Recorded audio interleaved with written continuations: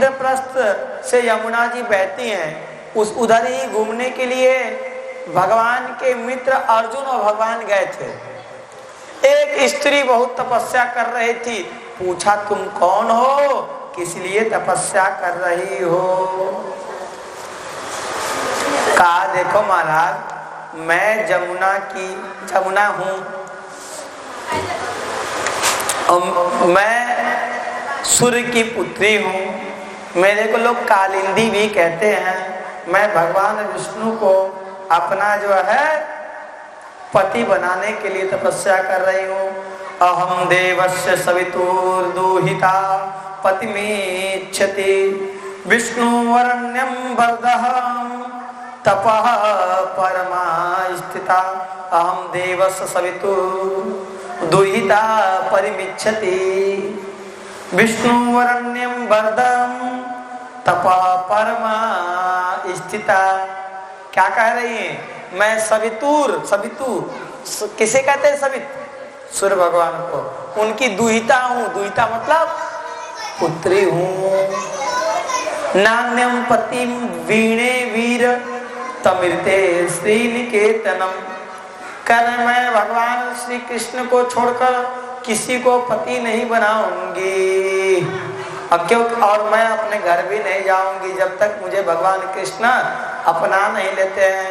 भगवान कृष्ण प्रसन्न होकर, यमुना जी प्रसन्न होकर शादी भगवान ने किया है। महाराज पांडवों ने प्रार्थना किया कि प्रभु आप यमुना जी को अपनी पत्नी के रूप में स्वीकार कीजिए। और विश्वकर्मा जी के द्वारा बनाए गए अद्भुत नगरी में, जो कि पांडवों के लिए बहुत सुंदर नगरी था, जिसको लोग पहले खांडव वन कहते थे, वही इंद्रप्रस्थ हो गया। वही यमुना जी की शादी भगवान के साथ पांडवों ने करा दिया और दहेज इत्यादि भी दिए। बोल वृंदावन बिहारी लाल की।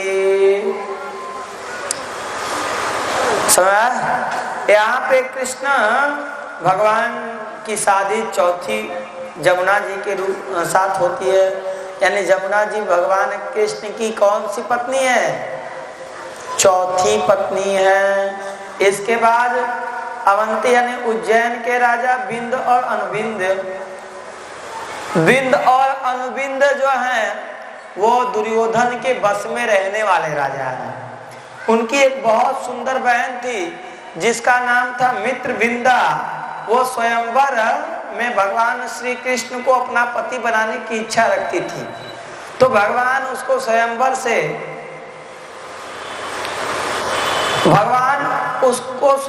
से ही उठाकर लेके चले गए।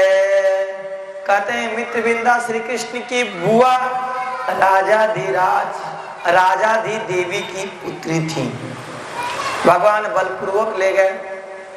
इसके बाद कौशल प्रदेश, जिसको हम लोग अयोध्या प्रदेश के नाम से जाते हैं, क्योंकि अयोध्या के राजा भगवान कृष्ण राम हैं, इसलिए उनका एक नाम है कौशलेंद्र। कौशल प्रदेश के राजा होने के कारण, इंद्र होने के कारण उनका नाम क्या पड़ गया? कौशलेंद्र। तो यानी हम भी राजा के पुत्र हैं, इसलिए मेरा भी नाम है कौशलेंद्र। कौशल प्रदेश के राजा के पुत्र हैं। दास ठाकुर जी के पुत्र, राम पुत्र के नाम, हम राम पुत्र के नाम से आईडी चलाते हैं अपने यूट्यूब पे। राम जी के पुत्र हैं भाई। हाँ, हमारे पास योग्यता तो नहीं है, पर भगवान ने कहा भाव कर लो तो मैं तुम्हारा पिता हूँ, मैं तुम्हारा माता हूँ, मैं तुम्हारा सखा हूँ। तो भाव करने में क्या जाता है? कितना रुपया लगेगा? कुछ नहीं लगेगा। मैं भाव करता हूँ कि मेरे श्री सीताराम जी, चाहे वो कहें चाहे वो ना कहें, मैं कहता हूँ कि मैं उनका पुत्र हूँ। वो माने चाहे ना माने, गुरुजी ने कहा तुम उनके हो। अब गुरुजी ने कहा तुम नहीं मानोगे तो हम केस ठोक देंगे संतों की सभा में। ठाकुर जी के प्रति केस, ठाकुर जी के प्रति भी शिकायत होती है। ठाकुर जी की शिकायत कहाँ की जाती है? सबसे बड़े हाई कोर्ट सुप्रीम कोर्ट संत हैं वही। गुरु जी ठाकुर जी नहीं अपना रहे हैं। गुरु जी कहेंगे कहा है महाराज, कहा हो गया, आपने ही तो कहा है जो शरण में आता है मैं उसको त्यागता नहीं हूं, भूल गए क्या? तो गुरु जी वकील की तरह लड़ते हैं ठाकुर जी से, और हमारे जैसे को भी बढ़ियाई से पुत्र बना देते हैं, और ठाकुर जी को भी कहना पड़ता हाँ तुम मेरे पुत्र हो। हिम्मत नहीं ठाकुर जी की कि जो कह दे कि तुम मेरे नहीं हो, हिम्मत नहीं। समझ लो, हिम्मत की बात कह रहे, हिम्मत की बात कर रहे हैं, छोटी मोटी बात नहीं है। ठाकुर जी की हिम्मत नहीं है जो ये कह दे कि तुम मेरे नहीं हो। दुनिया की हिम्मत है, सारी दुनिया कह सकती है आपको तुम मेरे नहीं हो। पत्नी आएगी 4 साल रहेगी, डिवोर्स लिख के चली जाएगी, तुम मेरे नहीं हो। घर द्वार में माता पिता वो भी कह देंगे अरे नालायक है, चलो तुम मेरे नहीं हो, पुत्र ने है निकलो।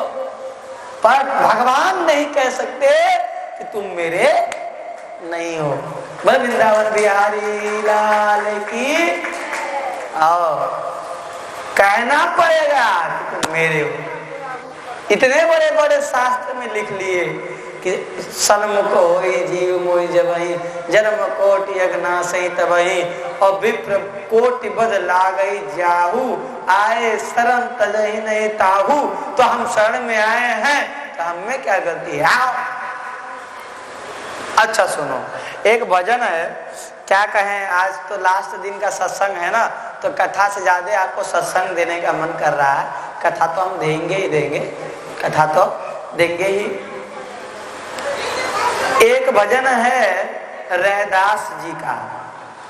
रैदास जी ने भगवान से कहा कि प्रभु देखो, हो सकता है कि आप सर्वसमर्थशाली हैं, आपके पास पूरी दुनिया है, हो सकता है आप ये कह दें कि रैदास भगत हमारे काम का नहीं है, हमारा नहीं है, पर मैं नहीं कह सकता कि आप हमारे नहीं हैं। जो तुम तोरो राम मैं नहीं तोरूं, तुमसे तोरी कवन से जोरूं। जो तुम तोरो राम मैं नहीं तोरूं, जो तुम तोरो मैं नहीं तोरूं, तुमसे तोरी कवन से जोरूं, तुमसे तोरी कवन से जोरूं। अरे तीरथ बरतन करऊं अंदेशा। रैदास जी कह रहे हैं आप मुझसे तोड़ सकते हैं, मैं तुमसे तोड़कर किससे जोड़ूंगा? कोई है दिखाओ, तुम्हारे जैसा कोई है तो। अरे तीरथ बरतन करो अंदेशा, तुम्हारे चरण कमल का भरोसा, तुम्हारे चरण कमल का भरोसा। जहाँ जहाँ जाऊं तुम्हारी पूजा, जहाँ जहाँ जाऊं, जहाँ जहाँ जाऊं तुम्हारी पूजा। तुम सा देव अवर नहीं दूजा, तुम सा देव और नहीं दूजा। जहां जहां जाता हूं आप ही का पूजा है, मुझे तीर्थ जाने का भरोसा नहीं। सही बताया, लोगों को लालच रहता है मैं अमुक तीर्थ घूम के आऊं, मैं अमुक तीर्थ घूम के आऊं, मैं बार बार गंगा जी जाके नहाऊं।